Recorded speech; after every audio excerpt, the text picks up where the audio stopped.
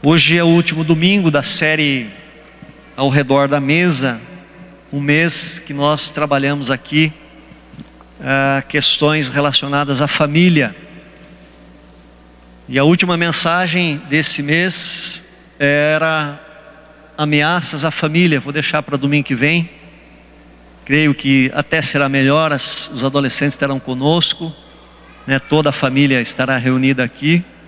E o tema é pertinente também aos nossos adolescentes. Hoje eu queria tratar então desse tema, quando a situação foge do controle. E o texto que eu escolhi está no profeta Daniel, capítulo 6.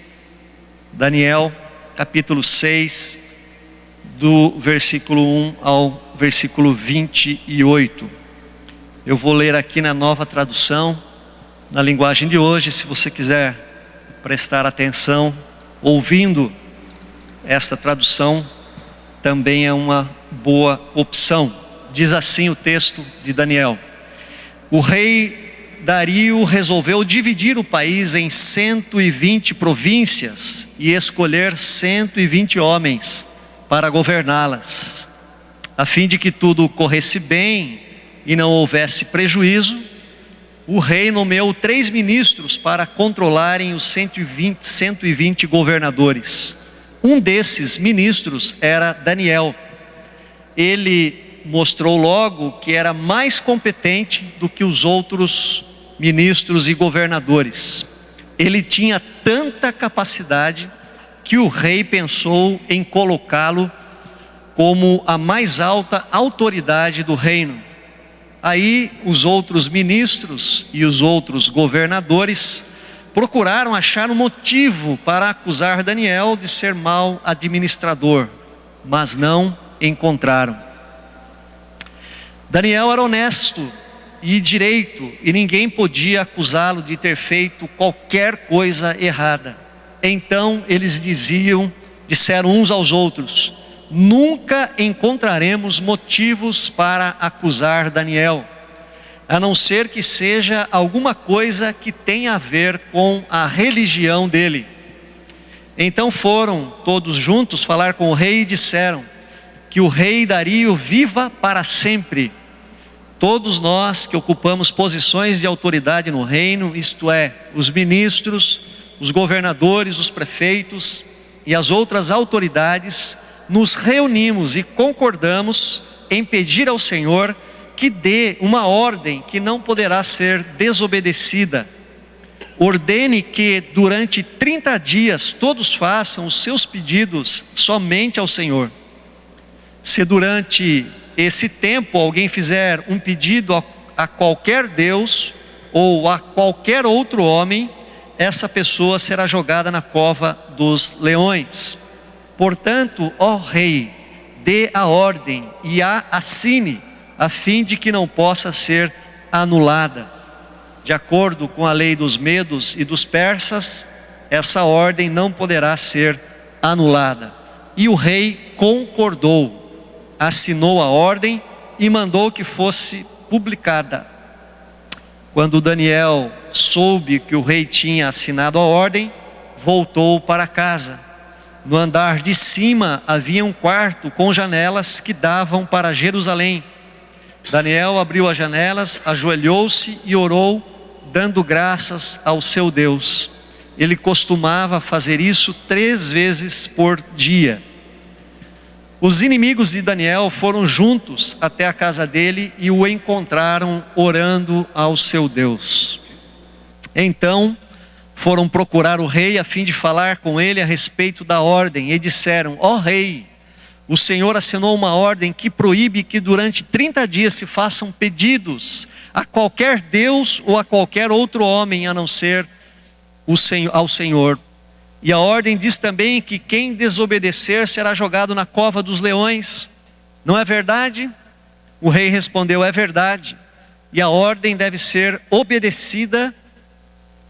E de acordo com a lei dos medos e dos persas, ela não pode ser anulada. Aí eles disseram ao rei: mas Daniel, um dos prisioneiros que vieram da terra de Judá, não respeita o Senhor, nem se importa com a ordem. pois ora ao Deus dele 3 vezes por dia. Ao ouvir isso, o rei ficou muito triste e resolveu salvar Daniel. Até o pôr do sol daquele dia, ele fez tudo o que pôde para salvá-lo. Os inimigos de Daniel foram falar de novo com o rei e disseram: o Senhor sabe muito bem que, de acordo com a lei dos medos e dos persas, nenhuma ordem ou lei assinada pelo rei pode ser anulada. Então o rei mandou que trouxesse Daniel e o jogassem na cova dos leões. E o rei disse a Daniel: espero que o seu Deus, a quem você serve com tanta dedicação, o salve. Trouxeram uma pedra e com ela taparam a boca da cova. O rei selou a pedra com o seu próprio anel e com o anel das mais altas autoridades do reino, para que, mesmo no caso de Daniel, a lei fosse cumprida ao pé da letra.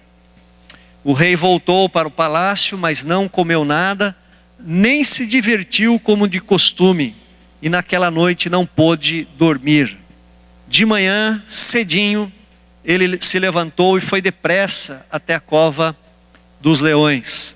Ali, com voz muito triste, disse: Daniel, servo do Deus vivo, será que o seu Deus, a quem você serve com tanta dedicação, conseguiu salvá-lo dos leões? Daniel respondeu: que o rei viva para sempre. O meu Deus mandou o seu anjo, e este fechou a boca dos leões para que não me ferissem. Pois Deus sabe que não fiz nada contra ele, e também não cometi nenhum crime contra o Senhor. O rei, muito alegre, mandou que tirassem Daniel da cova. Assim ele foi tirado, e viram que nenhum mal havia acontecido com ele, pois havia confiado em Deus. Em seguida, o rei mandou que trouxesse os homens que tinham acusado Daniel. Todos eles, junto com as suas mulheres, os seus filhos, foram jogados na cova. E antes mesmo de chegarem ao fundo, os leões os atacaram e os despedaçaram. Então o rei Dario escreveu uma carta para todos os povos de todas as nações, raças e línguas do mundo. A carta dizia o seguinte: felicidade e paz para todos. Eu ordeno que todas as pessoas do meu reino respeitem e honrem o Deus que Daniel adora, pois ele é o Deus vivo, que vive para sempre. O seu reino nunca será destruído, o seu poder nunca terá fim. Ele socorre e salva no céu e na terra, ele faz milagres e maravilhas. Foi ele quem salvou Daniel, livrando-os das garras dos leões. E Daniel continuou a ser uma alta autoridade no governo durante o reinado de Dario e depois durante o reinado de Ciro da Pérsia. Amém. Queridos, todos nós ficamos apreensivos com a situação do Brasil nessa semana. Descobrimos que existe uma grande fragilidade desse sistema que o Brasil montou em cima da sua malha rodoviária. O país inteiro depende de apenas uma classe de trabalhadores: os caminhoneiros. E eu não estou aqui para julgar o mérito dessa greve, mesmo porque, se vocês se lembram, em outubro do ano passado, nós falávamos aqui, pregávamos no mês da reforma. Naquele mês, o nosso presidente Michel Temer gastou 32 bilhões de reais para que os deputados não tocassem o pedido de investigação contra ele, de denúncias. Ele liberou verbas para muitos deputados, verbas que eles pedem para suas cidades, para os seus estados, e depois ele colocou esta conta no salário mínimo, trazendo um valor menor. Tirou esses 32 do orçamento da União e depois recuperou, dando um salário mínimo menor para o povo. Como confiar num presidente que, diante das câmeras de televisão, faz uma coisa tão escandalosa como essa? Agora, se esta situação da greve dos caminhoneiros nos abalou, queridos, imagine se um país muçulmano invadir o Brasil, tomar São Paulo, Rio de Janeiro, Brasília, numa guerra, num ataque, pegar toda a liderança política, toda a nata da sociedade brasileira e levar para o seu país como exilados. Qual seria a sensação que nós teríamos se nós já ficamos abalados tão somente com esta falta de gasolina e falta de alimentos? E foi exatamente isso que aconteceu na época de Daniel. É nesse contexto que acontece a história de Daniel. A Babilônia invade Jerusalém, queima Jerusalém, destrói o templo de Jerusalém, derruba as suas muralhas, leva a nata da sociedade judaica para o exílio, para a Babilônia. Se isso acontecesse no Brasil, o que você pensaria a respeito de Deus? O que você pensaria a respeito da sua fé? Onde está Deus nesse meio? Quando a situação foge do nosso controle. E chegando em Israel, chegando na Babilônia, Daniel, juntamente com outros, foi mandado para uma espécie de academia, para uma espécie de faculdade, para que quando ele se formasse, ele pudesse servir ao rei, ao palácio. Então, a Bíblia nos conta que ele serviu de perto o rei Dario, ou melhor, Nabucodonosor, Belsazar, Dario e Ciro. E ele teve aqui no reinado de Dario uma posição de destaque. Que lições que nós podemos tirar com a situação que nós vivemos à luz desse texto? Queridos, a primeira lição que nós aprendemos daquilo que nós estamos passando e daquilo que o texto nos traz é uma constatação, ou melhor, duas constatações. Duas constatações. A primeira é que situações inesperadas acontecem. Quando nós olhamos no início desse texto, nós vemos o rei Dario tomando decisões. E ele era um monarca, não havia ninguém sobre ele, não havia um congresso, não havia um judiciário, ele era um soberano. E ele resolve dividir o seu país em 120 províncias, cada uma com um governador. E ele escolhe então 3 ministros para que liderassem 40 dessas províncias, 40 desses governadores. Essa situação nos mostra que nós, à semelhança de Daniel, nós estamos inseridos num sistema, no mundo, num espaço maior, onde muita coisa acontece além da nossa jurisdição, da nossa vontade, do nosso controle. Foi exatamente isso que aconteceu nessa semana com a greve dos caminhoneiros. Queridos, essa é uma constatação: o mundo não gira em torno de nós. Nós somos uma partícula no meio do todo. A política muda, a economia muda, a natureza muda, o mundo muda, e nós estamos no meio desse turbilhão de mudanças e de acontecimentos.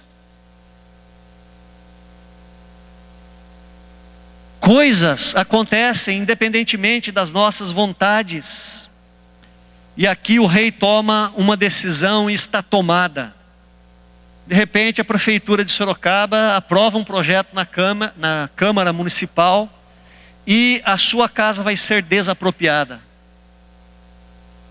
Porque vai passar ali uma grande avenida. Pronto, está feito, está decidido. Você precisa se submeter. Lembram-se do plano Verão? Do plano Collor? Que confiscou o nosso dinheiro?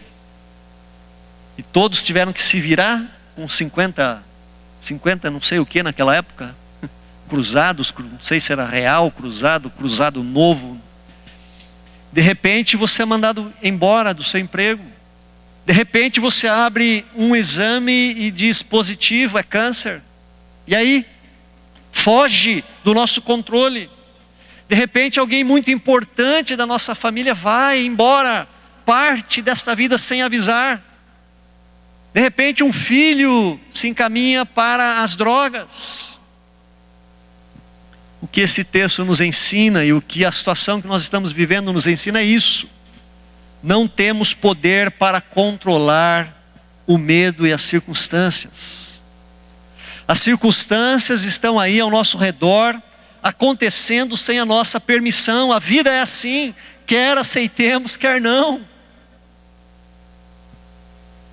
No entanto, nos chama a atenção, e esta também é a segunda constatação, que aquela mudança política trouxe uma bela surpresa para quem já havia sofrido com a destruição de Jerusalém e estava morando num país estrangeiro.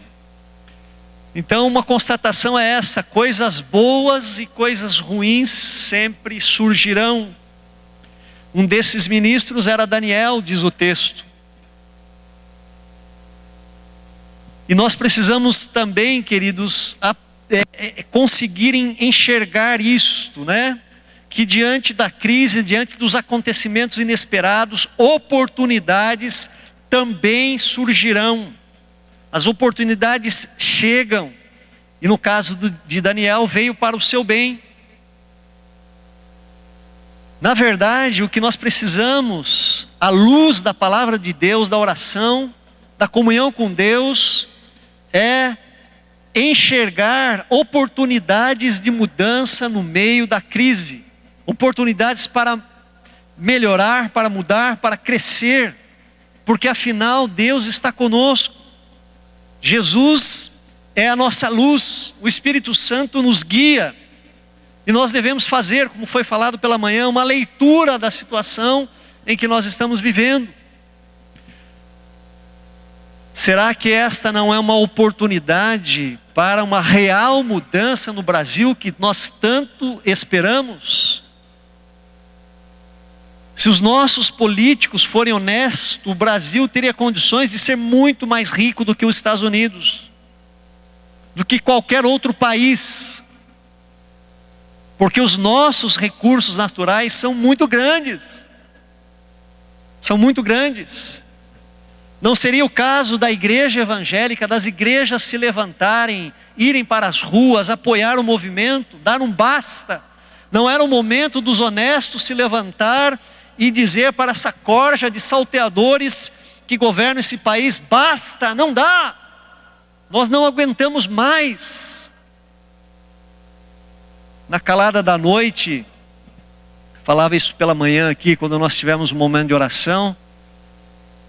Isso aconteceu também, acho que em outubro ou novembro do ano passado. A nossa maior riqueza, o pré-sal, foi vendido a preço de banana para os estrangeiros.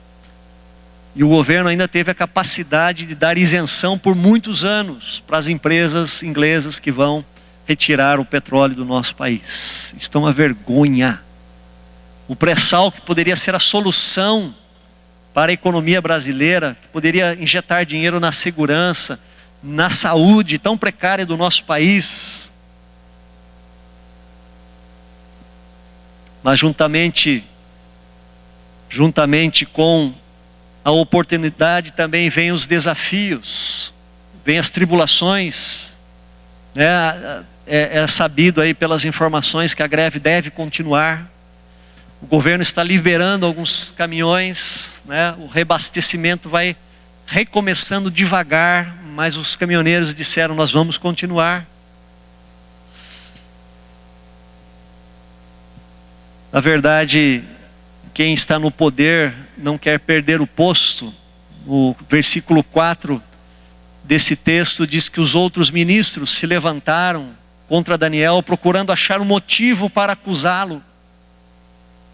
E não puderam derrubar, porque ele era íntegro, ele era um homem crente, ele era um homem que seguia os princípios da palavra de Deus.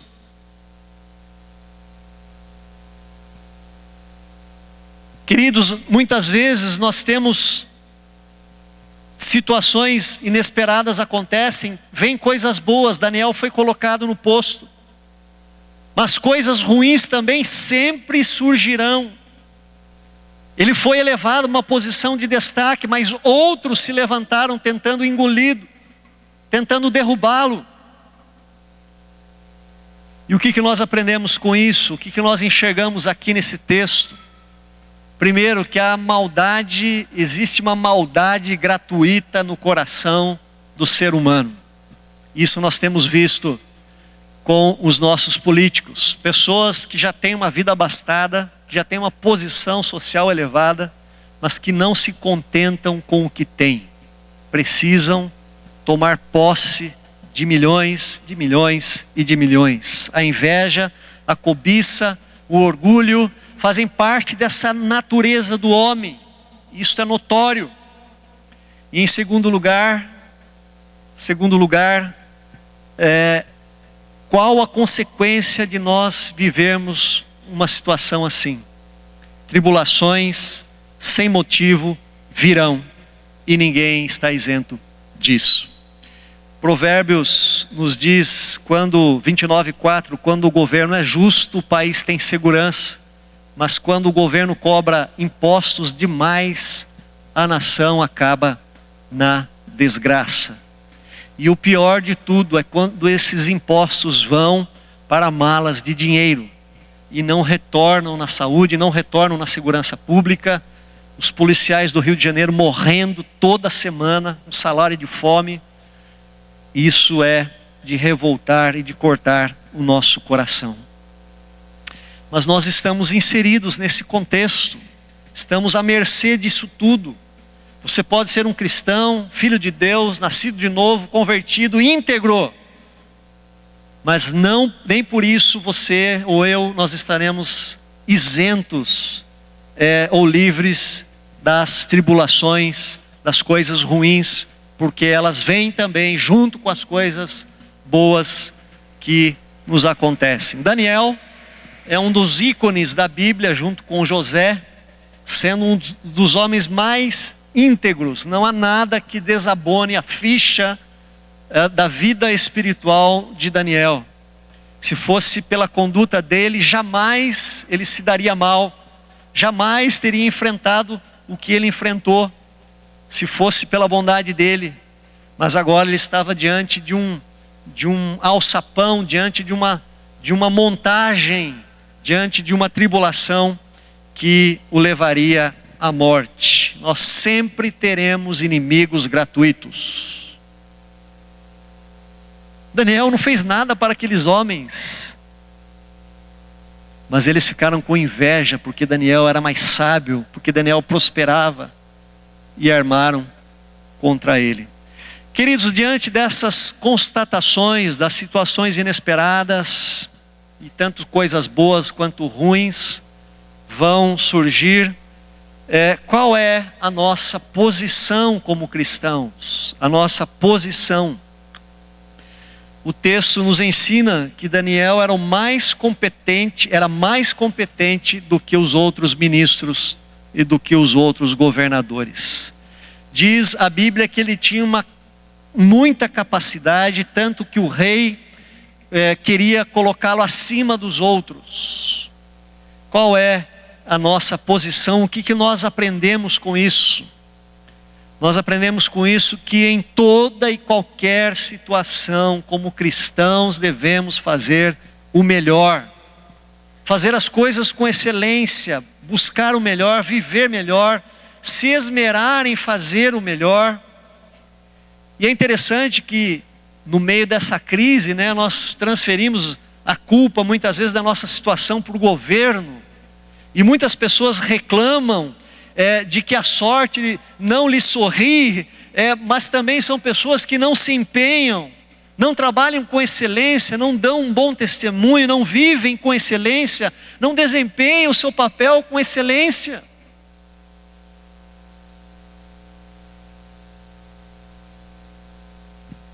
Não tem competência.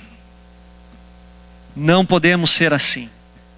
Surgiu a oportunidade a Daniel nesse país estrangeiro, ele agarrou aquela oportunidade com competência, com capacidade, ele trabalhou, ele deu de si, ele se entregou, deu o melhor para desempenhar a sua função.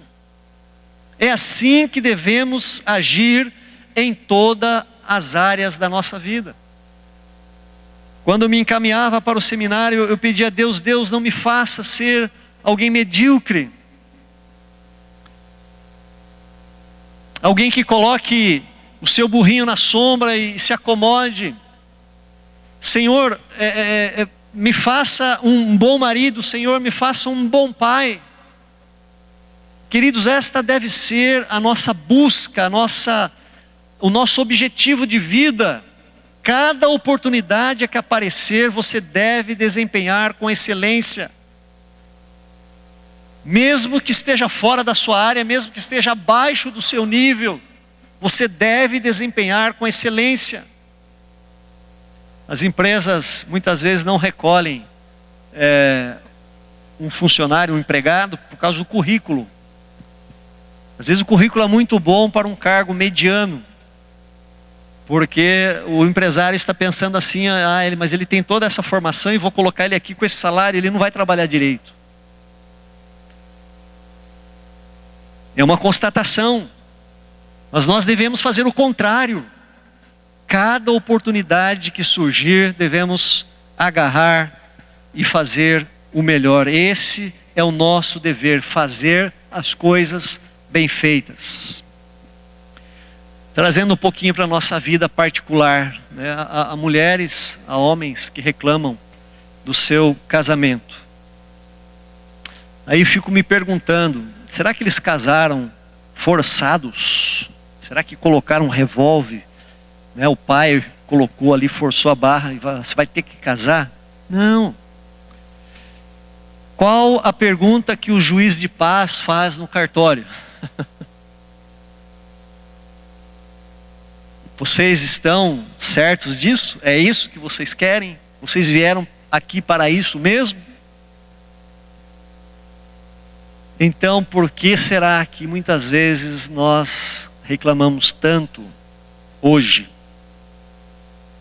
Cada um de nós devemos fazer a nossa parte. Se você tem um emprego, preste atenção. Independente se é melhor ou não. Mas se você agarrou essa oportunidade, faça com dedicação. Se você assumiu um compromisso com o seu patrão, cumpra. Assumiu um compromisso na igreja, cumpra. Assumiu um compromisso com o seu vizinho, faça o melhor. Seja o melhor empregado, seja a melhor esposa, seja o melhor marido. A Bíblia nos orienta a isso, queridos. Quer comais, quer bebais, deveis fazer tudo para a glória de Deus. Agora, diante daquela situação ou daquela oposição gratuita, o que Daniel fez? Ele já vinha desempenhando um excelente trabalho. E ele estava super contente, porque, ele era um estrangeiro e foi promovido a ministro. Tinha 40 governadores abaixo dele, tinha poder, tinha prestígio, tinha uma vida boa. E agora, aquela cama de gato, aquela traição, aquela conspiração contra ele. Será que ele começou a blasfemar e começou a dizer: Deus, mas o que é isso, Deus? Eu te sirvo com integridade, eu estou na igreja todo domingo, Senhor, eu sou dizimista, eu procuro ser honesto, eu procuro dar bom testemunho da minha fé. Por que, Senhor, está acontecendo isso comigo? Como o Senhor permite que pessoas invejosas, malignas, filhas do maligno se levantem contra mim? Foi isso que ele fez? Daniel abandonou tudo, fugiu, deixou de crer, deixou de orar, deixou de frequentar, deixou de dar o dízimo, deixou de ser honesto. Foi isso que ele fez? Ele deixou de louvar a Deus? Não, pelo contrário. Olha o versículo 10. Ele orou dando graças ao seu Deus. O que você pode, o que eu posso aprender com isso? que independentemente dos acontecimentos, se somos cristãos verdadeiros, nós devemos manter a nossa fidelidade a Deus a qualquer preço. A qualquer preço. Queridos, nós fomos chamados para isso. Fomos chamados para ser fiéis até a morte. Fomos chamados para amar Jesus até o fim. Fomos chamados para, se preciso for, sofrer pelo Evangelho, sofrer pela nossa fé. Jesus disse isso, não disse? Se quiséssemos ser seus discípulos, deveríamos tomar a nossa cruz e deveríamos segui-lo. Nunca ele disse que deveríamos deixar o nosso sofrimento de lado, se fôssemos seus discípulos. Ele já sabia, ele disse isso aos seus discípulos, que aqui na terra jamais teríamos a vida que teremos no céu. No mundo passareis por aflições, mas tenham coragem, tenham bom ânimo.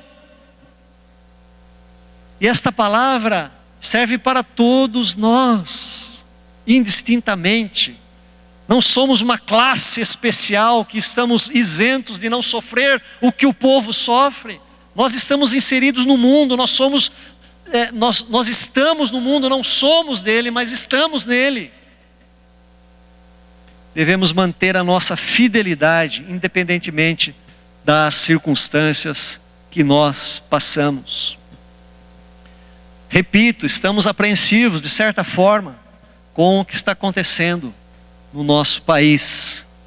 Mas, acima de tudo, nós precisamos crer que Deus está no comando. Vocês conhecem, talvez uma das orações mais lindas da Bíblia, a oração do profeta Abacuque.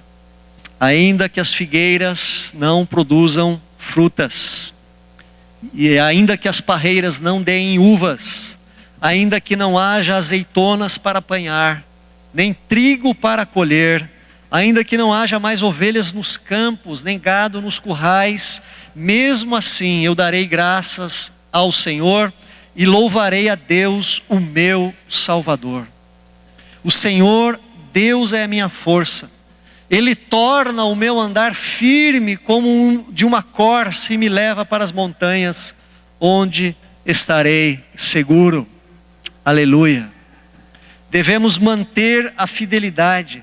Deus está acima de tudo. A nossa fé está acima de tudo. O temor de Deus está acima de tudo. Não sei se você sabe, mas historicamente a queda de Jerusalém teve a ver com exatamente a falta de confiança em Deus.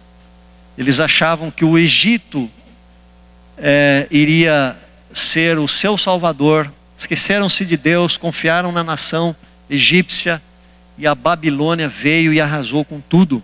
O Egito não entrou e não os defendeu. Queridos, diante disso, a palavra nos promete uma coisa. Diante dessa constatação, diante dessas atitudes que nós devemos ter, a palavra nos dá uma promessa, um resultado. E o resultado é esse: Deus nos livrará. Deus nos livrará. Daniel se manteve firme e fiel. Ele buscou ao Senhor e mesmo assim ele foi condenado à morte. Foi condenado a morrer na cova dos leões. E aí nós aprendemos aquela máxima da nossa fé: Deus não nos livra das tribulações, mas Deus nos livra em meio às tribulações. Estamos todos inseridos nessa crise que o Brasil passa. Deus não nos livrou dela, da crise, da tribulação, mas Deus nos livrará em meio a ela. Diz o versículo 22 que Deus mandou o seu anjo e fechou a boca dos leões. O livramento de Deus sempre vem. Aleluia. Deus envia os seus anjos. E os seus anjos são ministros que estão a seu serviço para nos ajudar. A Bíblia diz que o anjo do Senhor acampa-se ao redor dos que o temem e os livra. Os anjos são ministradores a serviço de Deus para nos ajudar. Eles ajudam a cumprir a promessa da palavra de Deus que diz que Deus jamais nos abandona. Que Ele é o nosso defensor, que Ele é a nossa torre de vigia, que Ele é o nosso castelo forte, que Ele é a sombra diante da qual nós podemos descansar, o bom pastor que nada nos deixa faltar. Aleluia. A Bíblia diz que Deus não permite uma provação maior que nós possamos suportar, mas com a sua própria provação Ele provê também o livramento. Deus está com você, meu irmão. Deus está conosco, amém? Deus está conosco, o livramento de Deus sempre vem. Então siga em frente. Dobre o seu joelho, ore ao Senhor como Daniel. Continue dando graças a Deus, porque Deus é digno em todos os momentos. E eu quero encerrar dizendo o seguinte: quem foi Daniel? Foi um homem de Deus, foi um profeta, foi alguém usado por Deus, foi um homem íntegro, porém em nada diferente de nós. Mesmo sendo íntegro, lhe sobrevieram grandes tribulações. Isso nós devemos ter consciência e parar de sermos, algumas vezes, de reclamarmos além da conta. Nós estamos inseridos num país que está passando por uma crise terrível, mas ao mesmo tempo é um país que não tem tsunami, que não tem terremoto, que os prédios não estão caindo, fora aquele lá do incêndio, não é? Então o nosso país tem coisas ruins e coisas boas, e nós estamos sujeitos às coisas boas do Brasil, às coisas ruins. Nós devemos nos manter firmes em nossa fé. Daniel foi exaltado e o nome de Deus foi glorificado. Talvez esse seja um momento de Deus provar a nossa fé. Talvez seja um momento de purificação. Talvez seja um tempo de orar mais. Talvez seja um tempo dos crentes serem mais crentes do que são. Talvez seja um momento dos crentes serem menos superficiais, mais conhecedores e manuseadores e pregadores dessa palavra que é viva e poderosa, mais homens e mulheres de oração que dedicam tempo diante do Senhor. Nós não sabemos, precisamos fazer uma leitura da realidade. O fato é que na visão bíblica, todo sofrimento tem um propósito benéfico. Amém? Todas as coisas cooperam para o bem daqueles que amam a Deus, daqueles que foram chamados segundo o seu propósito. Portanto, querido, coloque a sua vida nas mãos de Deus. Coloque as suas demandas nas mãos de Deus. Seu casamento, seus filhos. Coloque a sua doença. Coloque a apreensão que há no seu coração. Coloque o nosso país diante de Deus. Faça isso. A Bíblia diz: se meu povo, que se chama pelo meu nome, se humilhar e orar, se arrepender dos seus maus caminhos, eu ouvirei e virei dos céus e o salvarei, o curarei a sua terra. É tempo da nossa igreja se levantar num clamor. É tempo de nós, se preciso for, irmos à rua. Eu vi um caminhoneiro dizendo: cadê o movimento Povo na Rua? Aquele que lotou a Avenida Paulista, onde está? E de certa maneira ele tem razão. O governo precisa saber que, apesar de ser uma luta de classe, isso já está provado, tem empresários pagando a greve, é uma luta de todos nós. É uma luta de todos nós. Então vamos também, se convocados, vamos participar. Vamos fazer a nossa parte, vamos orar, dobrar os nossos joelhos. Não é fazer guerra, não é quebrar tudo, não. Mas é mostrar que nós estamos descontentes com essa situação. A maioria dos empresários estão sufocados de tanta coisa que tem que pagar. E um retorno que não existe nos serviços públicos. Coloque a sua vida diante de Deus. Ore, se consagre, santifique-se. É tempo, queridos. Amém? Que Deus assim nos guarde, que Deus assim nos livre, como diz esta palavra de Daniel. Amém.